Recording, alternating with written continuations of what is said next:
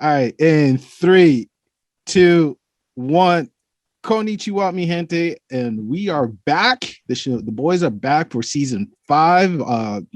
Same guy, new faces as well, and we're here to have a good time streaming on our respectful location during this tough time. But we're glad to be here. I'm not alone this time. I'm introducing, like I mentioned in the end of season 4, the new faces that we have added on to the group. We have Scott. We have Lou, and we also got David. Hey. And we're here just to, talk about all things good and positive of the anime culture itself. Fellas, introduce yourself real quick and let us know how you feeling today. Dave, aka King Kai, newly minted Kage. Glad to officially be part of the crew talking about my favorite thing, anime. Um, I did a lot of old school stuff on the hiatus, so I am that's my thing is the old school, like at least 2000 and under, but like mostly like early 90s, 80s is that's my place to be. So I've still been digging in the crates and studying up an anime, so I'm here to bring all that knowledge to you guys.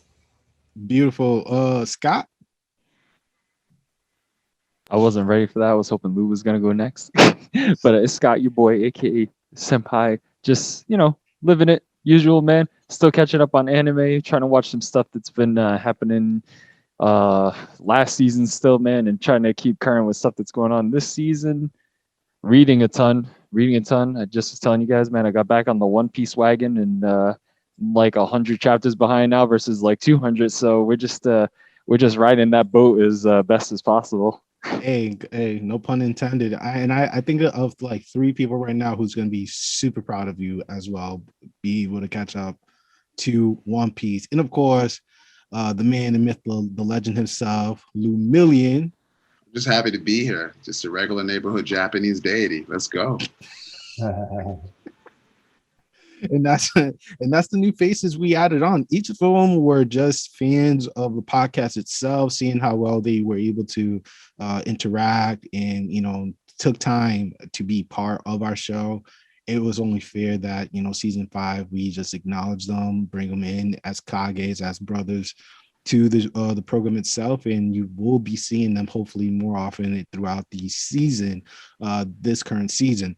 So the other guys, don't worry, they're well, hopefully, and you should be able to see majority of them on the next episode. But for now, I just wanted to bring in the new voices in for us to be able to start season 5. So with that being said, we've been out for approximately maybe, I don't know, 5 months, 22 days, 6 hours, and 45 minutes. Who's counting? But one thing for sure is like we have not stopped watching anime per se. We all took a different path.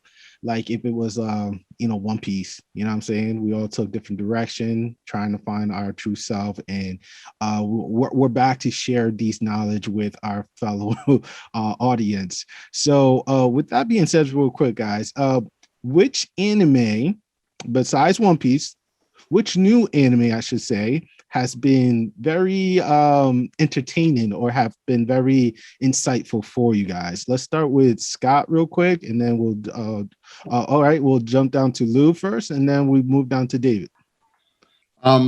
Me, I rewatch, like Dave went back old school. For me, I love old school, as you know. I do my goblins, my ghouls, my dark anime. But this time I went with Fire Force and really restarting it and really trying to absorb the subplots, the character development of certain elements, specifically with the I'll go back to original. That's basically the lore behind it, and understanding and enjoying the cinematography of it. Because in this era, you have to find something to tag on right now because it's not a lot of new feeds. But really enjoying that. Hey, that's really dope right there. Fire Force is definitely one that I think it's a slow start. As you mentioned, Yeah. The animation itself was a little bit wonky here and there, but the story is what really captivated a lot of audience. And what's your thoughts real quick with season 2? I'm excited right now. Looking into the character depth, how everything's getting a little darker. You're looking at now is introduction to more so the world that they were living in and the folklore. Looking at the past histories, what happened with this great history of this massive event that happened, and that now you realize this is going to happen again. And then wondering, first was the dichotomy of one, your protagonist and antagonist, his brother, different powers, and how could he even match up with somebody who could slow down time? And then now looking at these other elements of what was there before, what was there after, and now as an audience looking to say, like, what's going to happen? You know, the reveals have come in, the battles are there. I mean, I'm not going to spoil it for anybody who hasn't watched it, but sick battles, man, because when you got atomic energy going off right now, my God, I know and exactly then you're broken down by someone. It's kind of funny because you have this unlimited power, right? Like one drop of limitless I was doing all day, right? And then this character has literally one of the most badass powers, but because of his self-limiting mentality towards his I guess you could say guardian person bullying him, he breaks down and limits himself forever. So that was lit. It's like getting a game and a gun. When the bad guy had it, untouchable. You get it, basura. Basura. Very well, Lou. Very well. David, what about yourself? What's your insight so far on the anime that new anime that impacted you or was very insightful? So new as in like new that I've watched recently, or new as in something that's been released recently? Released. Released. Well, I would say that the newest I had watched was like the end of the fall season. So like my favorite of that season was I haven't finished Jujutsu Kaisen yet, but I was big in Akudama Drive. Like that was Nice. my dark horse of the season. It wasn't based on a manga. It was just a straight up made for a TV series, and the production, the cinematography, the fight scenes, just everything was beautiful. The music, the characters, it was awesome. And like most people, it's a quick watch. It's 12 episodes, so like that was my favorite. I mean, the last episode just blew my mind away. If you're an Akira fan and you know that iconic motorcycle, like this one character has this motorcycle and it is ridiculous. Just lasers firing all over the place and explosions. I love it. Everybody that's listening, put that on your list to watch. It's not. It's probably not going to change your life, but you will not say I regret watching that. You'll be like that was worth the 4 hours or whatever it takes to watch 12 episodes. That's beautiful. I support that. You support that too, Scott? Well, Scott, since you're on real quick, throw in your insight real quick. Which new anime was insightful or impactful for you? All right, real talk. It's not a new anime, but it's the new season of this anime. Okay. And it's only got 6 episodes out right now, but the first 5, Fruits Basket Bros. I'm just letting you know, man. Okay, they covered a lot, and what I mean by a lot of stuff in these 5 episodes. Like the last 3 episodes, I cried, man. They were so emotional, dude. They were so emotional. And like a lot of the character development that happened too, because of the changing over of the seasons, the ending of high school happens. So a lot of the younger kids grew up and you get to see them older now. So like characters like Hero, what's her name, man? The tiger girl. Oh God, that's embarrassing since she's my zodiac sign. But like Momiji, like even Haru, man, you can see Haru's like a little bit taller and he's like a lot older looking. So I don't remember them growing really up in the manga. Oh boy, they do. Because Momiji, remember he like wears like a schoolgirl uniform for the most part, but then when he gets older, he wears like his regular like boys uniform. I mean, I saw him. I don't remember the other ones, but wow, that's a really insightful thought right there. Yeah, man, it's very heartstring tugs, very heartstring tugs, really good. So. And there you guys have it too. As you guys see, each of the fellow guys, they spoke on different type of anime. So just know we're not just only going to focus on like Shogun, the full action type. We're also going to talk about some other animes that could be more impactful and more insightful for you guys to enjoy. Because again, anime is for everybody. You know what I'm saying? It's just not just for those who like, girls and the blood and the Kamehameha. It's also about like stuff that could like mess with your mind, hit those heartstrings, pull those heartstrings and just like make you think, be wondering, be like, I wonder if I could actually make this cola. and I'm talking about Dr. Stone as well. So Yeah, that's pretty dope. For me, I can't lie, and this is our main topic of tonight.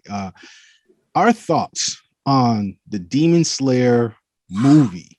Now, ladies and gents, it took, and non-binary, I haven't forgot about y'all, but guys, it took months in order for us to see this in the United States. Let's get that straight. All right, it made millions and millions of dollars in Japan, and once it came here, was one of the top one of the top cultural Eastern movie to be, or international movie to make a big impact here in the United States, because we bring the dollars. But my God, we had an incredible time watching it with a good group of fellows. Majority of us was there.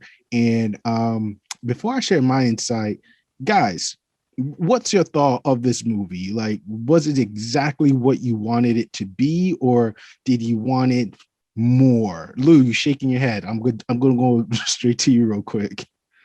So for me, I feel like Skip Bayless. If anybody knows me, I like to be moved by anime. It's escapism from a serious world we're living in right now. And it's also a freedom of expression.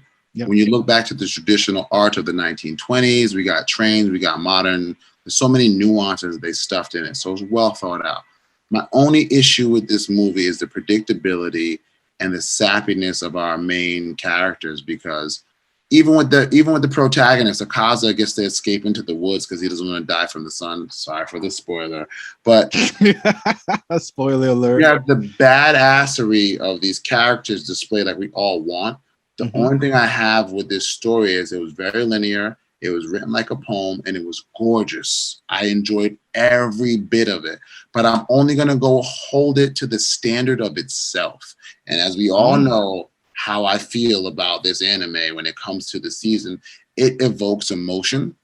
And with our main characters seeing what they want, it went from our main character, we're looking at him see his family and everything evoking emotions from it, to then the other characters being absolutely ridiculous. It was fun and laughable. But when it came to the villains, the narcissism of them and the quick ending of them, I didn't, it was enjoyable, but it was predictable.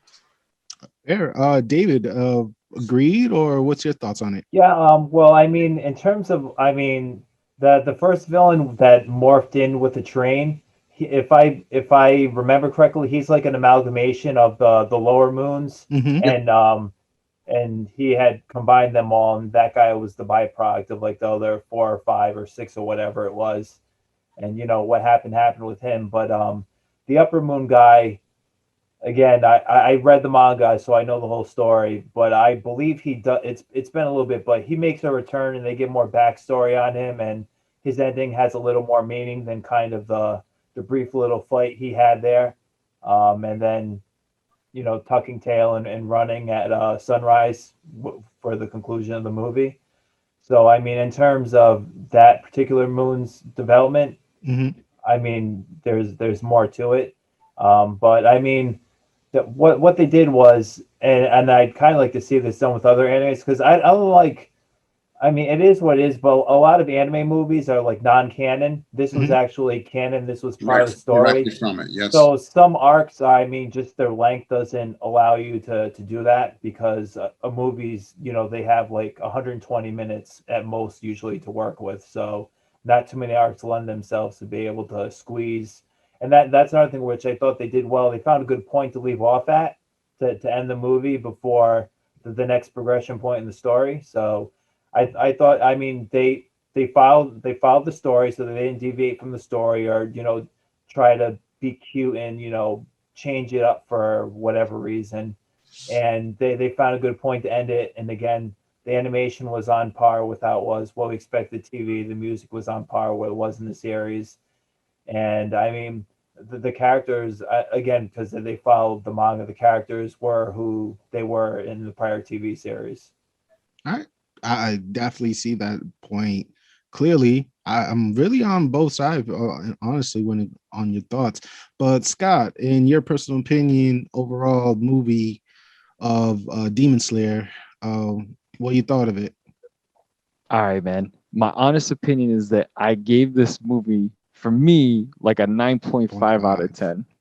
All right. Like I did because just like Dave, I've read all the manga, just like him. I literally think if I remember right, we were reading like side by side at one point. Like we were pretty much like waiting for like the very ending of it to come out and reading it and talking about it like every time it came out because we were just so excited that it was coming to a conclusion. So this movie literally spans over like, I don't know, 10 or 15 chapters maybe. So it's like it seems very short in the 200 run. And there was so much detail that just went in, man. Like Demon Slayer is probably by far like this generation's most beautiful animated anime. I don't really think there's any other animes that like kind of can compare to it and like its visual effects, how they handle transitions between 3D and regular drawn 2D. I think they do a really wonderful job. And again, music, absolutely tops, easy. My little gripe that got taken away from like that 0.5, the tentacles, man, 3D tentacles. I was totally cool with the 3D tentacles until we went for the ever so, oh, I grabbed one arm. Oh, I grabbed another arm. Oh, is this a hentai? They grabbed both feet. They didn't grab like all at once, which could have been a thing. No, we went the hentai route of 1, 2, 3, 4. It's like something's happening here. So it's very minuscule, and that's just a joke for me. But I do hold it in high regards. I thought it was beautiful. I love Rengoku's story. He got a one shot too, which explains why he shouts when he talks, which is really great too, man. That character himself is awesome, and you learn more about him in like the coming arc. So I'm glad we got to meet this character, but then we gave him the Game of Thrones royalty and just cut him off as soon as we decided to like him. So I'm glad they pulled on heartstrings with that, man, because he was a really great character. And he helps develop these boys into men. Literally, this guy helps develop these boys into men from that whole moment. And it's a good story. Real good, man. Oh, no, I agree in all the aspects of that. Like I was saying, the poetry, I believe that when I look at Demon Slayer, it's poetry. When you look at the Drumhouse arc, when you look at the first mission arc, the final selection arc, well written. If we're going manga, let's be honest, there's so much anticipation, but this isn't a consolidation because of the COVID. This is a movie. So when movies aren't canon, I'm looking to see something, a one shot of something beautiful and adding to it. So I agree. They did a perfect adaptation to it. The nuances was there, except that you say it's a 9 out of 10, but let's be honest. If we're going to talk about it right now, could you have added more? Could you have taken some things away? And honestly, man, I don't think we could have. I don't think we needed to because, dude, it's like almost practically panel for panel. So like, if you read it, you're literally going to see exactly what I expected. Exact same stuff. So I'm like, I'm not even mad about it. That's why, man. Like I was like, most people when they like make an adaptation from a manga, they obviously change things, they add things, and that's what I was wondering. I was like, how are you going to add more to these 15 chapters to make it a 2-hour movie? Yeah, you had an hour and 57 minutes, but for me, the sub characters, specifically, you're talking about tuberculosis for a side character. Boom, he's in and then he's gone. And then this character here, why are these kids sleeping? What goes on with the dreams? Boom, and they're gone. So it's like more so understanding what those characters, there was no development for them. They didn't have time for it. So yes, it was, you fit in as much as you could. And I definitely agree with that point. It's still probably one of the best adaptations of manga, but I'm holding it high because it's Demon Slayer. It's Demon Slayer, but again, I personally believe that this movie has done its job, and it's mostly is to just complete an arc. We could say, I'm going to call it an arc of understanding this one person that, if we think about it, in the season he probably would have gotten what 10, 12 episode, my estimate, who knows, but be able to do it within maybe an hour and a half or 2 hour, however the length of the movie was. 2 hours, Scott. Boom. Right there. I'm just really impressed on how well they were able to deliver it. Again, the artwork, I agreed with the 3D, because like when Scott pointed out about the tentacles and the goo and stuff, I was just thinking about what other anime has done such in this time, like right now, is doing a good job with 3D art. And there's not many. And we have like one of the most advanced technology nowadays, and yet we're still not like finding that well balance between like 2D versus 3D type of performance, which to me is like pretty hit or miss. But music wise, love it. I love that's why like I like the old school, because I like the classic detailed hand drawn stuff. Like I've never been a fan ever since CGI got introduced. Like it's getting better, it's improving obviously with technology. It's going to improve over time, and but I mean I just like the detail that goes in the hand drawing. So whenever somebody says, "Oh yeah, but the CGI part," like I'm with them 100%. Like anime and CGI to me, I could do without. But like in terms of what Lou was speaking, like could they added more? Could they subtracted more? Like Rengoku, he got his big duel, Yeah, right, and he went out in a blaze of glory. amazing. So I mean, he got his time. Um, Tanjiro got his time. You know his name escaped me. The Boar guy got his time because he was with him there at trying to slice the head off of the train. So I mean, the kids that were accomplices to that demon, like, do we really care about their story? Not really. So No, but I I mean, mean, the only person who really could have used more time is maybe the lightning guy or his sister. Give them maybe a couple extra battle scenes or whatever if they want to dish out like the special effects or whatever. But I mean, like honestly, it I feel like it was not too necessary because we all know he only has that one move that he mastered, and exactly. it was pretty one, yeah. well presented in the show, in the movie, excuse me. So I already knew, like, once I saw it one time and how far or how many cards he could cover, which was two. I was just blown away. I was like, cool. And his sister, which her name already slipped out of my head already. Yeah, she was doing a great job covering maybe one or two few people at a time. So I don't think much panel was needed for them. I would love Nezuko? Yep, Nezuko. Nezuko, thank you. I would love to see more of, if it was possible, to see how Rengoku was covering the 5 cards. You know what I'm saying? We saw the speed. You know what I'm saying? We saw the move, which was maybe his style 1 / or style 2. But I would have loved to see if they was going like back and forth in a way, or maybe like a dual angle of like Tanjiro, Boar going towards the head, because they were battling like a lot of the 3D tentacles at a time, and then on the other panel we could see him like doing his thing, jumping from card A to C to C to B. You know what I'm saying? Like going back and forth for a few minutes. Cinematography could have squeezed it in. This is the swan song or the epic Rengoku, like sayonara, and looking at him to say this character's here, big, and this is the big risk for him being gone. So yes, those are the little things I think they could have added in. Double panels, cool. You do it in comics all the time, but dual screen, cut the angles, editing and saying that this one's doing this one's doing this, music matching, slow motion, just the epic moments that let you go. The nostalgia's there, but also cinematography. And 3D tentacles opening up and replaying the same thing with the train. Cut it down, grows back, cut it down, grows back. Eventually we get it. Teardrops, and now my water technique. But I did say that looking at the subconsciouses, that was one of the most beautiful. That's what says, like a poem. Good how point beautiful it was, because these guys are warriors. They go out to kill, and seeing the differences between all of them and seeing the beauty in the main character, that he's pure, he cries for these guys, he doesn't want to do it, and his soul is literally an infinite sky with the water reflecting, to the point where we have these beautiful glistening gnomes that even the villains are moved. A piece of your purity is within me. The boy with tuberculosis, man, that is beautiful. That's Demon Slayer. And a couple more of those moments could have been, just touch me a little bit more. I want to get a little choked up, I mean, that was hella beautiful, man. I know you got the little spray there. The kid's looking for his orb or whatever, like to shatter to kill him, and the friggin' fairy's like guiding, like, here, kill me. He's like, I'll help you out. Here's our core source right here. Just go for it. He was like how? Yeah, they were just or like, hey. He's killing. So looking at him though, Tanjiro, he's killing himself. Oh, that's another good over and over in the panels.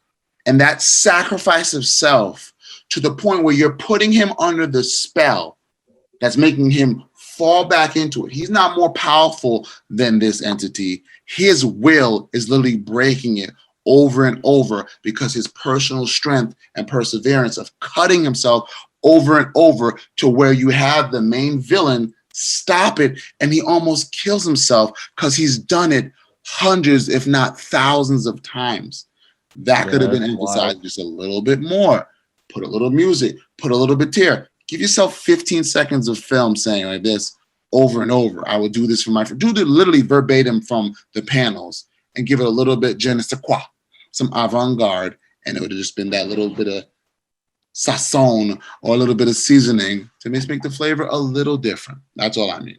It was definitely, to me, 8.5 out of 10. So don't get it twisted. I love this. I'll rewatch it again. But this ain't 9.5. I'm saying this could have been a masterpiece, and we could all agree. Demon Slayer, to me at least so far, hands down. I mean, if you want my personal honest opinion, I think I told the guys, to me it was a 10 out of 10. Wow. I had no Love it. problem with the I respect 3D. you. I had no problem with the 3D I'm tentacle. I'm kind of like Lou. I'm a tough grader. Like nothing. There's no such thing as perfect. There's always something that can be improved with anything in life. So especially in regards to film and art, there's always something. Well, not necessarily art, because art's just subject to interpretation. But like, there's always something that can be improved. So like 9 is usually like the highest I go. So like I think numbers are kind of whatever, like it's based on the person, but like I would give it like a shade under a 9, like 8.8, 8.7, something. I used to believe in perfection, but as a scientist with Tete Kubel, we all know how I feel about Bleach, Mayuria's speech about perfection. We always seek for improvement, but never perfection. Because once you reach perfection, what else is there? Right. I mean, Something else to take its place, man. Something else to take its place. That's just improvement. Yeah. And that's where it is. That's where it leads. And honestly, I think one thing we got to also bring into light is just the plot twist was like, it was not only about the train. Okay. We already, we glided real quick, Rengoku facing the top 3 moon demon, you know what I'm saying? Which to me, that was a nice plot twist personally, because I never read the manga personally, but like seeing that occurring, I was like, shit, someone's gonna die. And seeing the actual battle itself and seeing how the swan song was occurring, I was like, yo, they made this guy look like if it was Goku, like Dragon Ball Z Goku versus like Frieza for the last time type of battle. It was well presented. These are the things that I think makes it more memorable and more respectful to see, and have hope too of the animation of what's going to occur with the upcoming season of Demon Slayer. I don't know, what's your thoughts of that final battle in your personal opinion, David? I thought it was excellent. I mean, like I said, the studio Ufotable, they did the TV series, and I felt that they handled the weapon effects, that when they do the sword techniques, they transition that from the manga very well. They also work on other type of series, Fate Stay Night, and they did a good job with that. And that's all about like these heroic spirits. So there's a lot of battles and action scenes, and they're all beautiful, well choreographed. So I expected the same thing when it came to the Demon Slayer fights and action scenes to be well sequenced and beautifully done. So I was very satisfied with how it was, and just the intensity and Demon Slayer, the music, it was there as it was in the TV series. So yeah, I thought the battle scenes as well. I mean, that's like the struck. Well, I don't want to say Demon Slayer is about the fights. It's about Tanjiro and Journey. sympathizing with the demons and his whole ordeal with his family. But like, they're Demon Slayers. They got the swords. They're fighting demons. So of course, the fights have to be well done, and they are well done. So. All right, and Scott, real quick, since you and David are and apologize, Lou, I'm not sure if you have read the manga, but Scott, if you could quickly give us a little sneak peek of what should be occurring on the upcoming anime. I mean, you don't have to give the whole detail, bro. Just like I won't. I'll just say it like this. I'm just gonna tell you a story that happened to me the other day. All right, and it's gonna sum up what happens in the next. What Demon Slayer set you up for? Okay, so I was in the McDonald's drive-thru picking up some nuggets for my kids, and the girl who was handing me the food had Tanjiro's earrings on. I was like, "Oh, yo, I love your Demon Slayer earrings," and she's like, oh, "Thanks." She's like, "I just saw the movie; it was so good," and I was just like, right? It was so good. I was like, and she's like, yeah, I cried. It was so beautiful. I was like, yeah. I was like, you're gonna cry a lot in season 2, and then I drove off, and I didn't say anything else to her. So just to give you an understanding that, in my opinion, I feel like Demon Slayer is just anime Game of Thrones. So that's just my Bro, thought. there will be tears.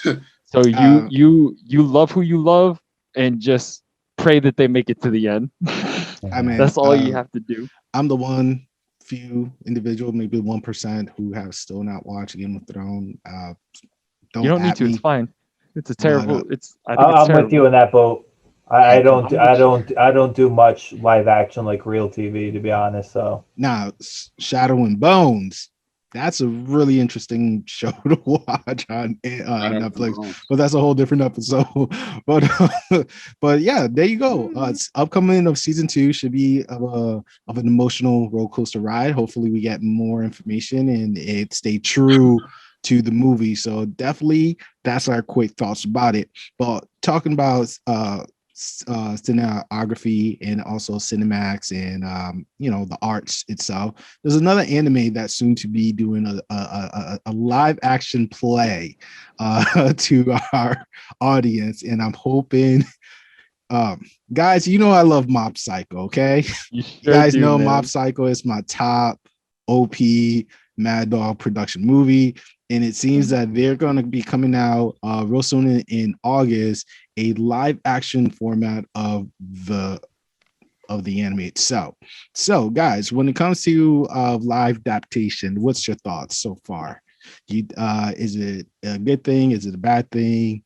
Do you think this production is going to do good? Do you think it's going to fail? Like, all right, Scott, real quick, you're doing the I'll happily jump this first. After you gave me a little bit of homework to jump on, man, I did. I went far, and then I realized how many live action adaptation movies I've seen of anime. Yo, And my level of disappointment hasn't been so bad since probably like my 5th birthday party as a kid. Like I probably oh my god, man.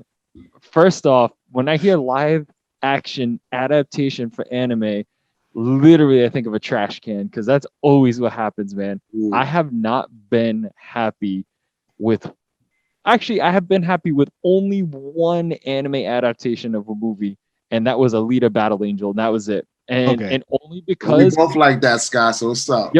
yo, and it's only because I'm a little like jaded because I never seen the anime movie. So honestly, but I hear it is literally panel for panel. It's the same stuff. So if I go and watch it, it's probably not going to make any difference other than it's a nice retro, old-fashioned, lovely anime. Other than that, I'm sure, and I'm sure I'll love it then too because I like the live action. It was good. But everything else, trash. I don't even talk. Like anytime somebody mentions that Dragon Ball was a live action movie, I tell them, "What are you talking about? Dragon Ball never had a live action movie." That's how much I don't want to think about it.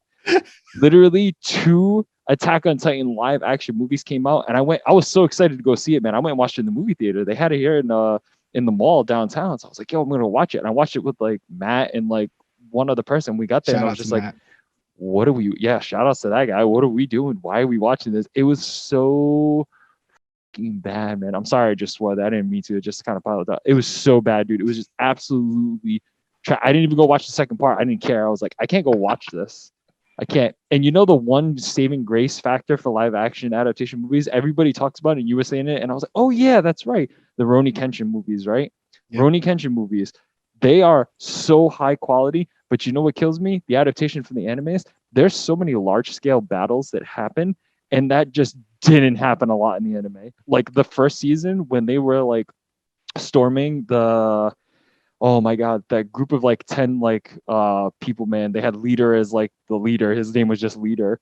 But like they were storming that castle and they had like little squads. And like at the end of season 2, when he was fighting the other manslayer guy, what's his face? Like there was like a battle going on there. But yo, Shishio. there's like full Shishio? Koto Shishio. Yo, Shishio.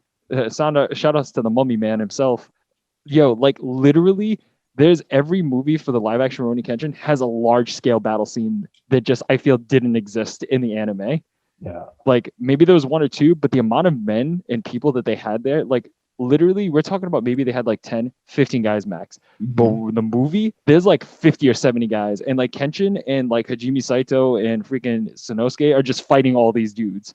And I'm like, this isn't realistic at all. This just wouldn't happen. Somebody's going to get killed here easily.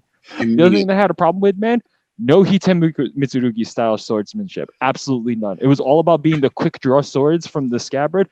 I saw him do it like one time out of a couple of the clips that I watched for the battles, and he never does that. Mostly it's just like really fancy sword play for fighting. And it's just, even when he's fighting Shishio, he's supposed to use the ultimate technique, you know, the Ryui Zoisen attack, where it's supposed to come at you from every angle. It's an unblockable attack from like the Mitsumizuki style. None of that shit happens. Nothing that. But Shishio, whenever he's fighting, you see some like particle effects of fire sometimes when he's doing it, which he did in the anime. But that's it. None of that stuff. Mhm. I'm like, what is this crap? And that's why I can't trust it, man. I've never watched the Full Metal Alchemist one. People spoke highly about that too. And Ed looks good. Alphonse looks good. They look good, but nope.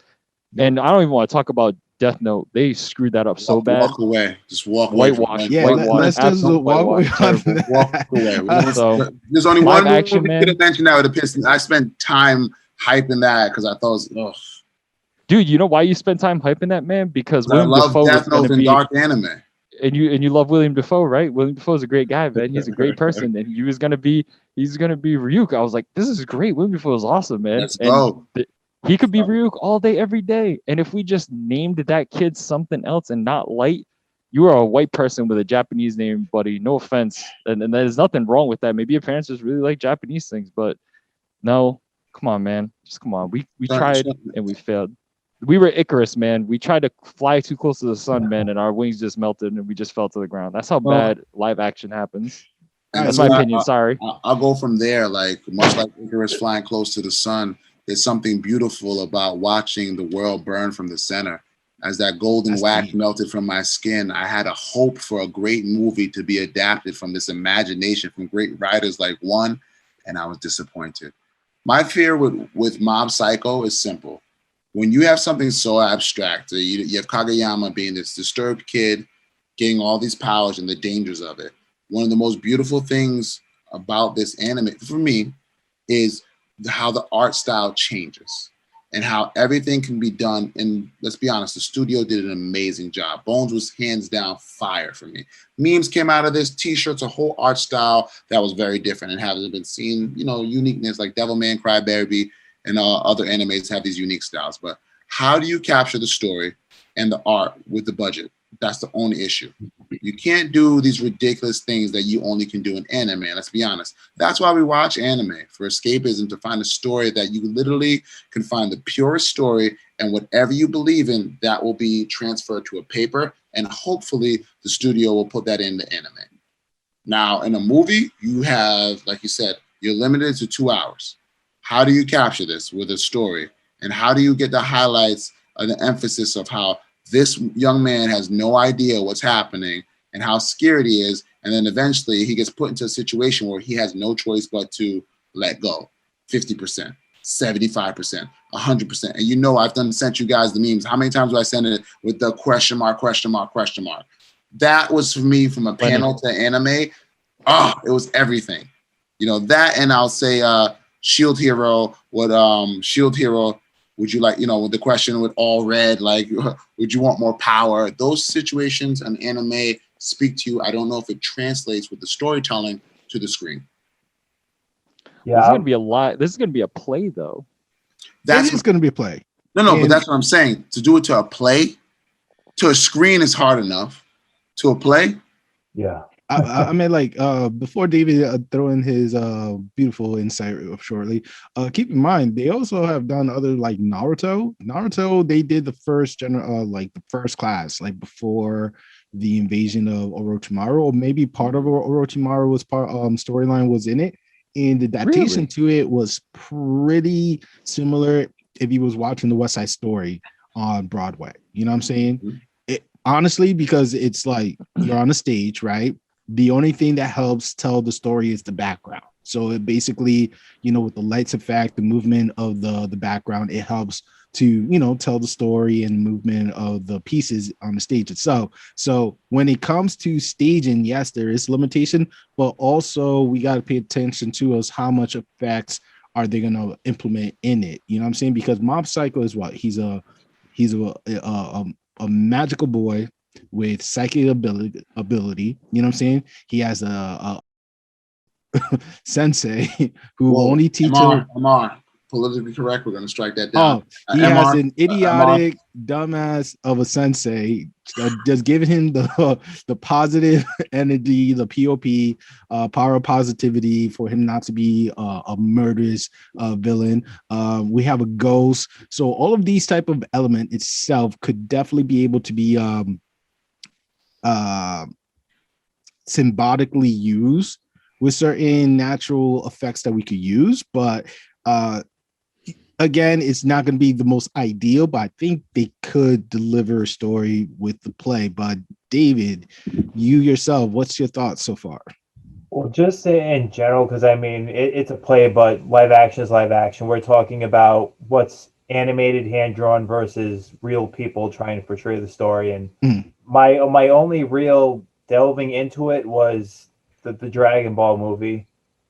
And going into it, I was like, how are they going to do this? Like, with all the crazy beam effects and scream lording, like how what was their goal? And like, obviously, I don't need to say what the end product was, but like that's all it ends up being. Like, you're lucky if live action is mediocre at best or adequate. So the reason why I haven't really watched any, and like you sent me JoJo and I watched it, just to he said give it a try, so I give my buddy a solid and watching something that he asked me to check out. But like it all fell in line with my reasoning is why settle for a lesser version of something. Like if I want to watch Dragon Ball, I'm going to watch the anime. Why would I settle or waste my time on something that I know is going to be inferior, or it's not going to be able to accurately transfer, look at behind Lou. Look at that facial expression of the character there. How are you going to transfer that to a movie? How is that possible? You can't. Not even a movie, a play. Yeah. Yeah, play. I take this stuff serious when it comes to things I love. Like there's very few animes that like those facial expressions, like everything, like that's what makes the characters themselves. Like those expressions, like I don't know how many people watch Great Teacher Onizuka, but he's always making like these weird faces, like like that. If you there was a play of that. If you don't see that stuff, like that's a part of the character that's missing. That's part of what makes that character.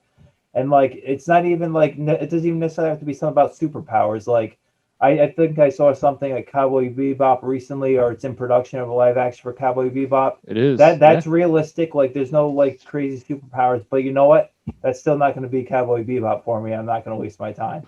The jazz, the music. If I want Cowboy Bebop, I'm going to watch the anime. I'm not even going to bother with the live action because I know at best it'll be lukewarm. I'll be like, yeah, you know what? They didn't screw it up, but like, why do I just want to watch something that's not a screw up? I'm just going to go to the source and be satisfied. So that's like my overall outlook on the live action. Like they can do an okay job but more often than not, it's a clown show and you're laughing and being like, why did I just waste however many hours of my life watching this, or the price of admission to go see it in theaters? Like it's not, it's not, I don't know. I mean, they try, and I know they're trying. I know the whole idea is to tap into more revenue for the creators of the thing. And that's why they're doing that. Like they could care less if it's a faithful adaptation. They're just trying to get butts in the seats so they can line their pockets a little more. Yeah, more revenue to fill in pockets. But before we go to the final topic of tonight, real quick, guys, listen to all your feedbacks and all. And just your honest opinion. I just want to make sure we cover all our bases. If you guys think, close your eyes and think really, really hard within your heart, has there not been one live action adaptation of an anime, cartoon, American cartoon, video game that was, did a great, not an okay, not good, but a great presentation or production of that product? Absolutely. But let me say this. Marvelous is the stage company. Amazing. Great job. Right. Sugar Boy, directing, great writer. But you're not running this show throughout Japan and maybe say the rest of Asia, United States adaptations. You're running this in Tokyo's Hula Call from August 6th to the 15th. So how much production and money can you put into a stage set? We just talked about, literally, I could take you there, like the facial expressions and the art and stuff. The biggest issue we had with Harry Potter in New York, where I'm from, New York City, gang, what up? Gang. 45th Street, well, you know what it is. But was literally, same thing with Spider-Man. Let's just forget Harry Potter because it worked out. Spider-Man, people were getting wrecked. People were getting wrecked. Like rehearsed gymnasts couldn't get the acting part correct because you have the nuance of these characters. These are professionals, people who put their entire life into a play and then get destroyed to do these acrobatic feats because you have to serve up what a character is. Spider-Man, I want to see flips. I got to see otherworldly motions and movement. Forget that.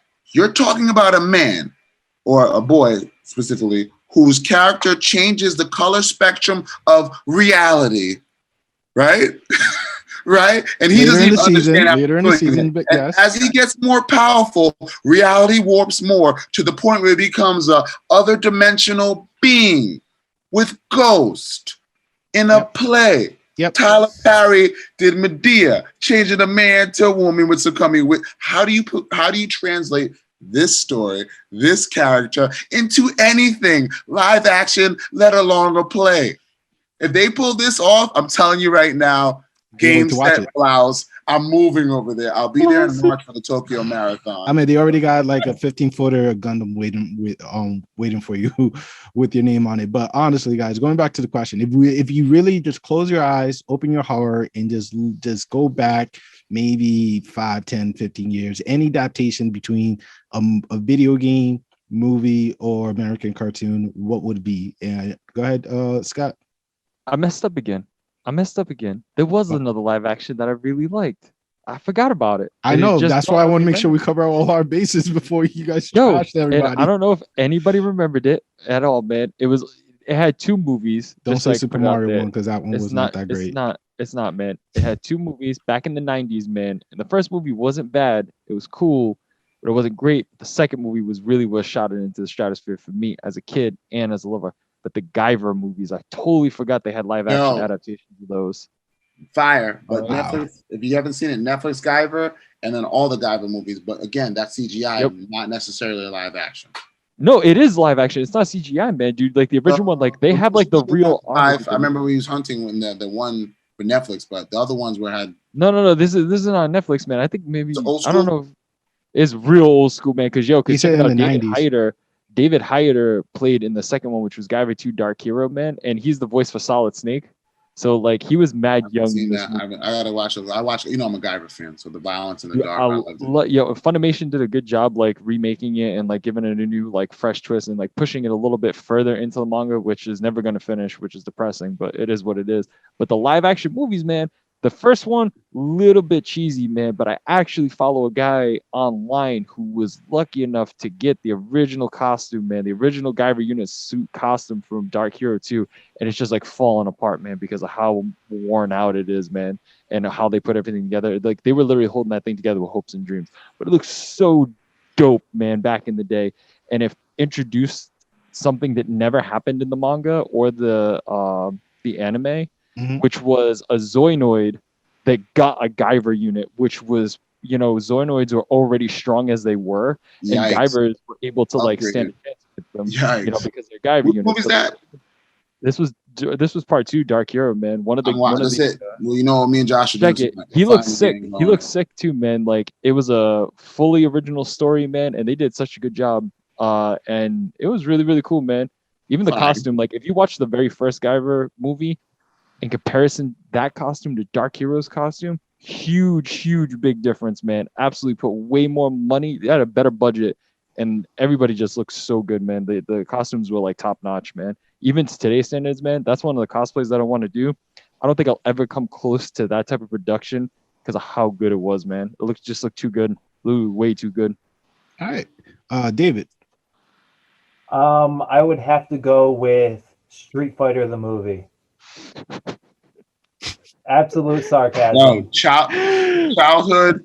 I'm not gonna lie, I enjoyed it, but we knew it was cheesy.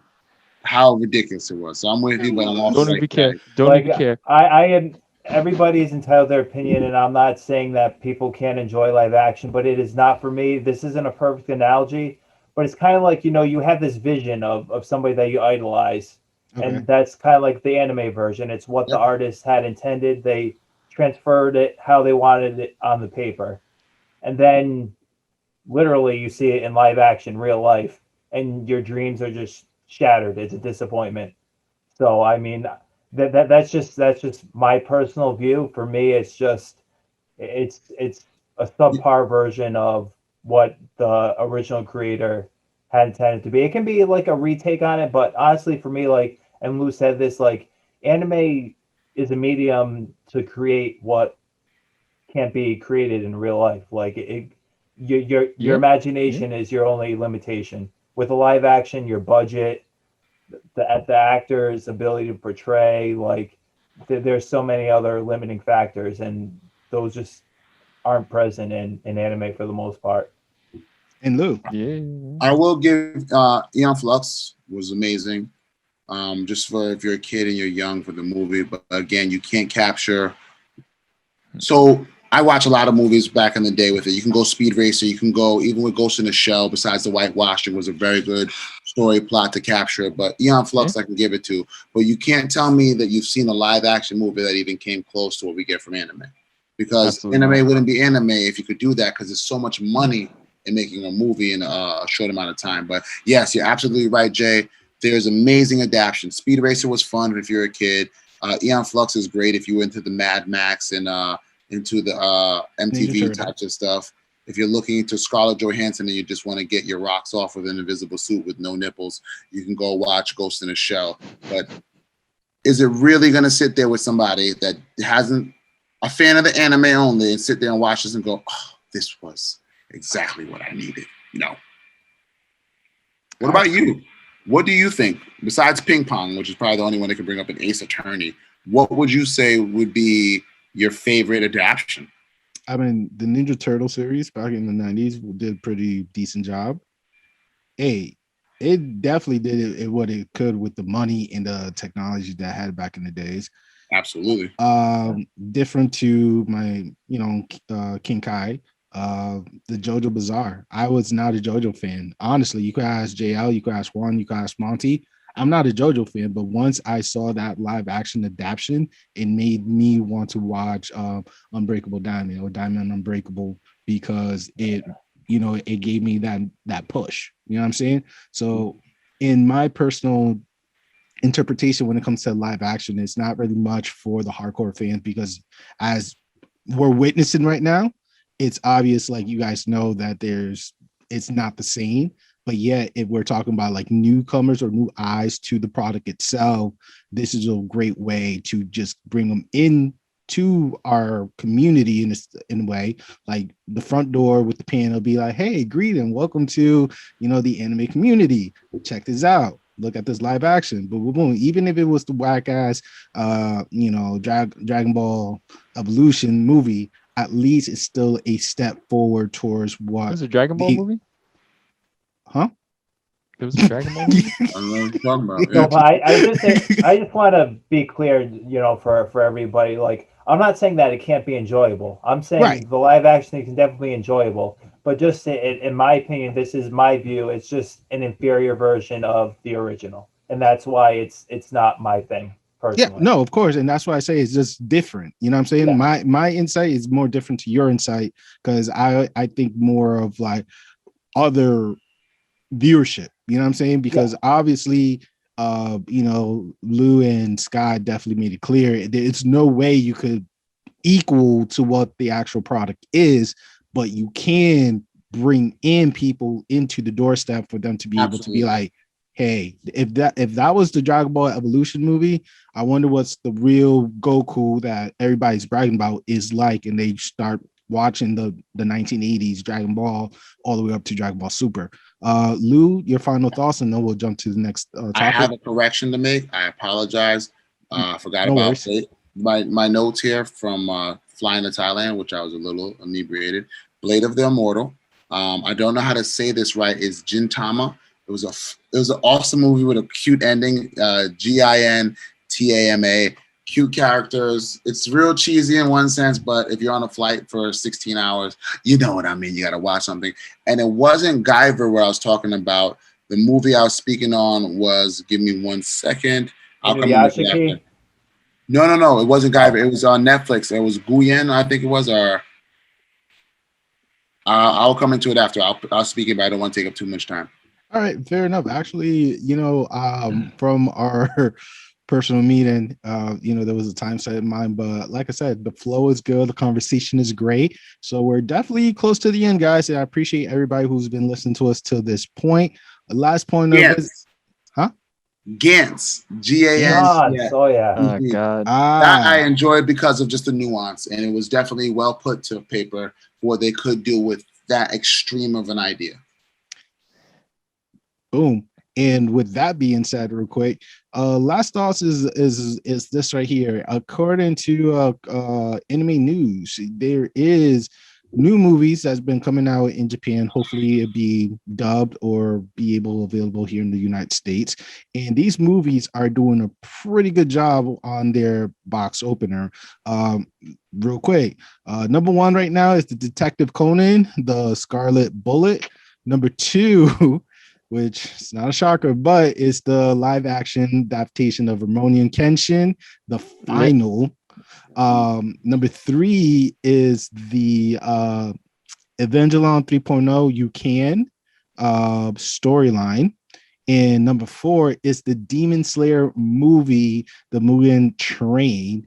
And I think the last one is Promise. Those are the top 5 movies that currently right now, since we're recording maybe a few days before it's presented to you guys, are the top 5 movie. What's your thoughts real quick on like a live action making it to the top 2, or should you think it might be dipping down real soon after the box opening, Scott? I actually just wanted to share something real quick, man, about the Demon Slayer movie. Could we just talk about the fact that it outplayed, not that it's any real surprise, but it smashed Mortal Kombat out of the box offices on the opening day. They were just like, finish him, and Demon Slayer came in and gave that fatality. Just saying, made more money, more people, and it's anime, and it was select theaters only. Mortal Kombat went everywhere, and it had HBO's help. Demon Slayer literally had selected theaters and selected times. It still made more money. That just goes to show you that anime is really coming to life in this side of the world. Just saying. Somebody else can take over on the thoughts because I forgot the question. In the US. So with the 5 movie that I mentioned, do you see the live action adaptation like the Rurouni Kenshin, the final, dipping real soon, or do you think that it's going to still be able to live up to its hype? In your personal thoughts? I think it's going to do as well as it's expected to. Just like the other movies before it, it seems to be the gold standard as far as live action adaptations go currently. I remember at one point in time, the Bleach one, a lot of people were praising it about how good it was and how true it stood to like the anime. But Kenshin's just, honestly, this is just another one of those things. If we didn't call it Kenshin and we just wanted, samurais to fight each other and we gave them historical figures names, it probably would have been actually a much better movie. But because we have high expectations, knowing that it's from an anime and it doesn't live up to those expectations, then it just falls short of itself. There's nothing really. So if it was called Batosai or Samurai X, one of those two titlement, would it still have that same high expectation, even though it referenced, Rurouni Kenshin, but still Samurai X? Nah, I think if we called it like Batosai, like, which I'm hoping is what the translation from like Japanese is for Manslayer or whatever, then that's just different. We're just calling it something like, as long as we don't make the character look like Kenshin, then we know we're really reaching, really reaching out there. But like if we called it something else, man, and just made the characters look a little bit different, it actually probably would have been a really boss movie, I'm sure, and everybody would have loved it. All right. Any other thoughts? I would just say with just the ratings or whatever, I mean, it's hard to pull too much from that because you have to take into consideration how many weeks it's been running in the theaters, what movies are coming out at the same time. Yep. Like there's a lot of factors that go into that. So the main number that I look at in determining a movie's success is overall what it grosses over the time that it's in the theaters. And I mean, obviously, Demon Slayer. I think I saw in the thing it passed Spirited Away as the highest earning movie in Japan all time. which is crazy. That is So crazy. for the live action thing, I mean, I'm not sure like how many weeks it's been in or how many weeks the other movies that were in that top five have been in the theaters, and that might play a role why it's at number two or whatever. But It's on I its mean, third week and currently on our recording time right now. It's on its third week, Yeah. so it's. But I Still mean, number two. it's Kenshin, so anything that has a popular Good franchise's point. name attached to it, whether it's live action or animated, it's going to get a lot of buzz and attention. So that doesn't surprise me. Lou, Jay, actually, what you Just got? looking at it overall, I think that we're expanding to a world right now with COVID where everybody was hungry. We've been inside. And now that you have something that would have obviously been recepted very well because the community is growing. Now it's even more so because let's be honest, I'm not going to the movie theater for anything right now. That's just something that speaks to my spirit. And when you get a movie like this, of course, I think that Demon Slayer would definitely resonate with all age groups for anime. Great storytelling and a cartoon, so it's kid friendly in the sense of that if you're between the ages of 8 and 16, why not? So yeah, I think they're going to see a lot more of this going forward, especially as we try to find our way back to the movie theaters for society. What is really going to attract the audience? And a niche like anime is now both broad for the regular crowds, and then also people like ourselves are very passionate about it. All right, very good. I think everybody definitely gave a good insight itself. I definitely wanted to just piggyback with what Scott said. If it didn't have the name Ramonian Kenshin or didn't have that high expectation because of the name, it would have been something completely different, and it probably would have done more than just us having that pedestal that we have for what Samurai X did itself from the late 90s all the way to the early 2000s. So kudos to everybody. So guys, we're in our final phase, and we're not going to do the anime quotes for a bit because all of them are really repetitive, to be honest with you.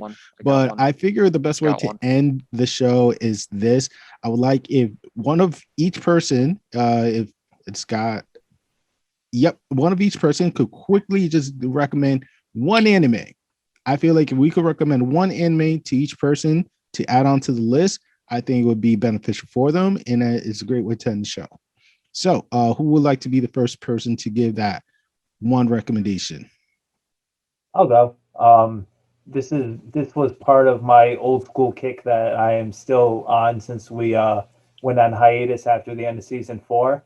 There aren't too many animes that, at least that I'm aware of, that are about dogs. And this was an old school anime. The first part came out in 1986. It's called the Legend of Gin, and it's like the old genre of like just like manly anime. It's not like JoJo, but like sacrificing yourself for your comrade, or like taking one for the team, or fighting the battle everybody pushes ahead to the next stage of the fight or whatever. It's kind of like that manliness anime, except it's with dogs. It's with dogs attacking bears, vicious bears that are plaguing humanity on a mountainside village. And it's I've never seen, like literally I said, I've never seen anything like this, but it's vicious. Like these dogs are like going at these crazy psychotic bears, and they're gnawing at their neck, and blood's gushing everywhere. Like you think, oh, it's doggies, it's cutesy, but they're going at it. Like it is, like I said, violent, manly, except it's dogs. Like they say the Japanese word for man, otoko. They're like otoko, but they're dogs. They're not men. They're dogs. But they're all they're carrying that the bravado of like a Jotaro or somebody. Very short to the point, and like you're dead, or like I'm gonna kill you, or like I'm doing this for the betterment of our pack or whatever. But it was super enjoyable. I liked it. It's like 26 episodes. It had a sequel that came out like 20 years later. It's again 26 episodes. It follows the main character's kid, but some of the main characters from the first series do make an appearance. But it's called The Legend of Gin.